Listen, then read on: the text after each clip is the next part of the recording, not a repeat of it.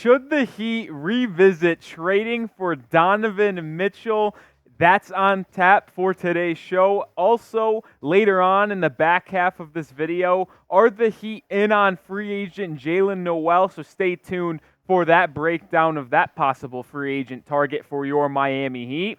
But before we get into the meats and potatoes of today's show, I want you guys to follow me on Twitter for two reasons. One, I want my Twitter game to get up, and I want to be in that Heat Twitter jet stream so I can interact with more Heat fans on Twitter. Two, it's for benefit to you because if you follow me on Twitter, you'll get the most Heat news, analysis, and funny memes than anyone out there. And guess what I'm doing? I'm a little special for you Heat fans. If you follow me on Twitter at Nic_Rohloff, the first 10 people to do so from this video will get a shout out on tomorrow's show. So those 10 names that you see on screen, that could be you if you follow me at Nic_Rohloff.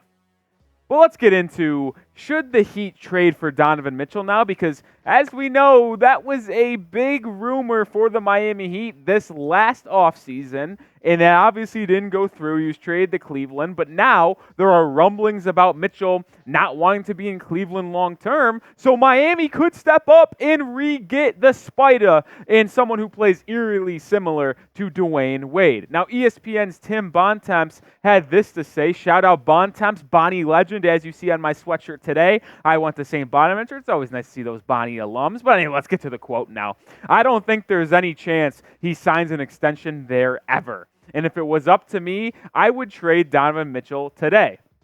And one thing is clear, Donovan Mitchell never wanted to go to the Cleveland Cavaliers, and this is kind of the opposite of the Damian Lillard situation. Donovan Mitchell seemed to want out of Utah, especially after they traded Rudy Gobert. It seemed like the Jazz were heading for a full rebuild, right? Donovan Mitchell did not really have a say into where he wanted to go. I think it's because he's a young player who had a decent contract, I should say, that was affordable, not a crazy $55-60 million per season deal, and the Jazz could recoup a lot of assets, so they sent him to Cleveland, even though everyone knew he always wanted to play for the New York Knicks or Miami Heat. He wanted to play in that New York market. He's from the New Jersey area. He likes playing in New York. He's a Mets fan. He likes that city. It makes sense for them. And in Miami, he also liked to live in Miami. He works out in Miami a lot, and he is really good friends with Bam Adebayo, so that's why he could have wanted to come play with Jimmy Butler and Bam in Miami. And this is why I think Pat Riley sold the bag last season, offseason I should say, and it was actually pretty unfortunate for the Heat because Kevin Durant and Donovan Mitchell came available both at the same time via the trade market. Now, KD is the bigger whale, and it's someone who Pat Riley always wanted to acquire, even if you go back to the 2016 offseason where they wanted to go in for Kevin Durant. They didn't get him. He went to Golden State, and then Miami pivoted and signed those horrible contracts of Hassan Whiteside and Tyler Johnson. So he did this again this past offseason where he went after KD. He went after for the big whale. He gambled on waiting for Kevin Durant, not pulling the trigger on a Donovan Mitchell trade, and he lost that gamble as Mitchell went to Cleveland and Kevin Durant went back to Brooklyn before getting traded to Phoenix this trade deadline. But I'll ask you this. We're going to break down more about Donovan Mitchell here in a second, but should the Heat have traded for Donovan Mitchell last offseason? Type Y for yes, type N for no. It's our pinned comment, so scroll down and let me know in the comment section. Also, make sure you subscribe because no matter what the Miami Heat do, we'll keep you informed. You'll be the most informed Heat fan on the planet, and we're so close to 5,000 subscribers. Hit that sub button and be the most informed Heat fan on the planet. All right, let's get into Donovan Mitchell now because what he did last season was nothing short of remarkable. In his first season in the Cleveland area, he averaged 28 points per game while shooting really well from the field, 48% from the field and 38.6% from three. His assist numbers and rebound numbers are nothing to write home about, but when you have Darius Garland manning the point, dishing it out 7 and 8 times a night, that's not what Donovan Mitchell was asked to do. All he was asked to do is score the rock at an effective level, and he was absolutely able to do so. And it's something he's been able to do his entire career. You date back to 2019, 2020, He's averaged 24 points per game, and his efficiencies his level has really never wavered in the association. He's always floated around that 4.5 to 5 assist point mark, and he's always scored 24 plus a night. This past season was his highest scoring mark per game ever in his career, and he was able to even improve his efficiency level. And Donovan Mitchell is just continuing to be one of the best young players in the league and best young scorers in the league. You think of young guys in the NBA that can just score the rock at the rim, in the mid-range, at the free throw line, and from three. Mitchell's one of those guys. Devin Booker, Jason Tatum, Anthony Edwards, Shai Gilgeous-Alexander. Mitchell is one of the best in that class, and the former lottery pick in the 2017 class, you really look back, man, with Bam Adebayo, Donovan Mitchell, Jason Tatum coming out of that draft class, man, that is one of the best of all time. And Mitchell has been continually one of the best players in our game today, and he's been able to show that even in the postseason. And guys, you might hear this as a broken record, but what is one thing that I always talk about when it comes to the Miami Heat? It is an organization that is always going to be playing when the games matter the most in the postseason. So they're going to need players that rise to the occasion and play their best when the brights are the lightest and the defenses tighten up. And Mitchell has been absolutely able to do that. 27.8 points per game in his career in the postseason. That's 44 games. That's a large sample size, too. Now, the efficiency does take a hit, which is a little concerning. 43% from the field and 36% from three, but there is no doubt about it. He can play when the games matter the most. And you look back at the bubble in that first round against the Denver Nuggets, he was dropping 35, 40, 50 a night. He was going absolutely nuclear that series. He was as hot as a pistol.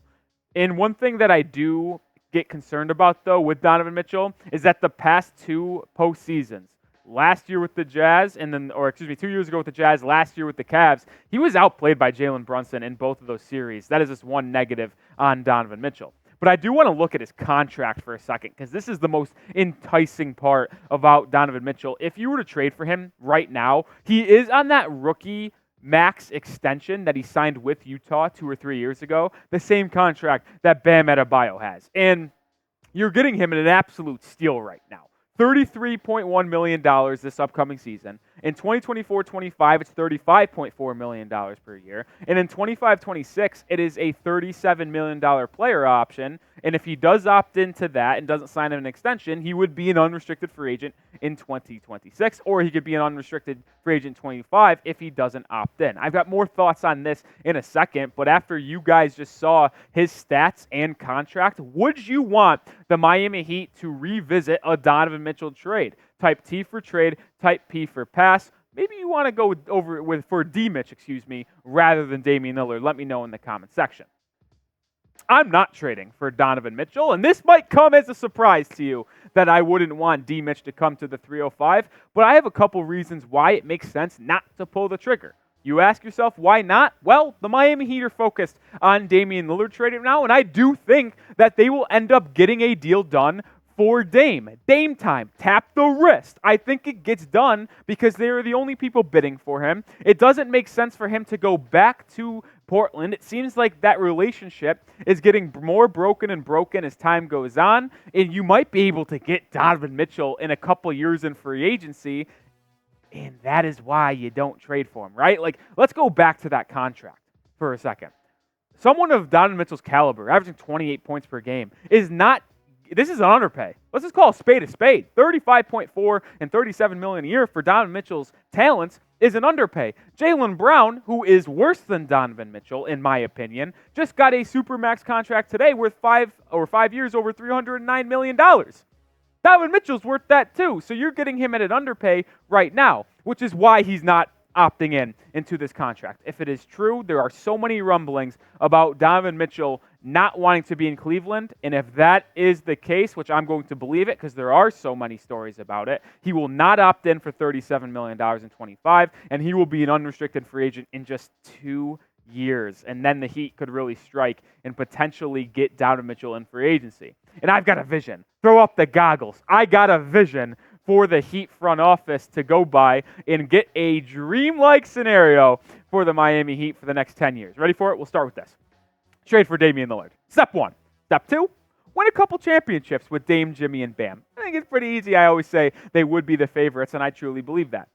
Number 3 in my vision, Jimmy Butler shockingly retires after this contract. His contract is actually the same year's amount as Donovan Mitchell's, to where he has a player option in 25-26 with $52 million, and then following year he is an unrestricted free agent. If Jimmy Butler gets that illustrious championship over the next 2 years, or maybe even gets multiple rings in the next 2 to 3 years, I can absolutely see him retiring and going off to live in Europe or Argentina or Brazil, because he really likes spending his time over there. So if that is the case and he retires, you're going to need another star. So vision number 4, sign Donovan Mitchell in free agency and get him to play with Bam Adebayo, because they're really best friends. And then if you do that, D-Mitch and Bam are going to lead the Heat to multiple championships, and just overall as the franchise in the next 8 to 10 years, D-Mitch and Bam could be the future after Dame and Jimmy retire or just get washed. I see the vision, so why wouldn't that happen? Next on today's show, should the Heat and are the Heat interested in signing Jaylen Nowell, the guard from Minnesota? He spent the last 3 seasons there. It's a little of an intriguing player. I got a lot of thoughts on him and some surprising statistics to show you guys, but this is what Darren Wolfson had to say on Jaylen Nowell, and here's what he said. Here's a new team for Jaylen Nowell, the Dallas Mavericks. But the Nowell camp is also still awaiting finality on the Damian Lillard situation. And I think that is a very interesting line there in that a quote by Wolfson. Awaiting finality on the Dame situation? Why wouldn't he sign with the Dallas Mavericks now if the Mavs are interested and Nowell is interested? It makes too much sense for him to go sign there and try to chase a ring with the Dallas Mavericks. The reason, I think the Heat have interest in Nowell, and Nowell might have interest in Miami, and if a Dame trade does end up going through, he might want to chase a ring in the 305 with Dame, Jimmy, and Bam. And if you look at his first 3 seasons and his career stats, you can see that he can provide some bench scoring. Now, one thing that is a little bit of a concern to me is his three-point shooting. He was solid as a rookie in shooting 33%, took a big step in his second season, shooting 39%, and then all of a sudden went off a cliff, shooting 28.9% this past season. That's disappointing because the Heat need shooting. And if you look at his advanced numbers in his shooting form, it is not pretty whatsoever. Inside 10 feet, 53.7%. That's not horrible. I'm willing to live with that. His pull-up shot, which means when he's shooting off the dribble and creating for himself in the mid-range and 3, 43.1%. It's a little average, not the best, but this is where it gets really ugly.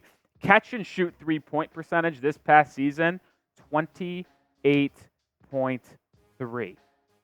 Are you kidding me? 28.3? How do you expect to contribute to winning basketball as an off-ball guard/wing if you can't shoot the 3 when you're open, catching it off a pass from, say, a Dame, Jimmy, and Bam? And that is why I'm going to pass on Jaylen Nowell. Sure, he could be an intriguing guy, a young fella in the league, but I am going to pass with the Heat needing shooters. If they trade for Damian Lillard, the biggest need is going to be bench shooting, because you're losing Tyler Hero. Maybe you hold on to Duncan Robinson, but those are your 2 best shooters on the team, and you're going to need to replenish shooting around Damian Lillard because he can't carry the Heat's 3-point shooting by himself. That's why I would pass on Jaylen Nowell, That's going to do it for today's show. Make sure you do hit that sub button because we're going to bring you everything related to the Miami Heat this rest of this offseason, and we'll be here for the regular season as well, hopefully doing some watch parties if you guys hit that sub button and get those sub numbers up.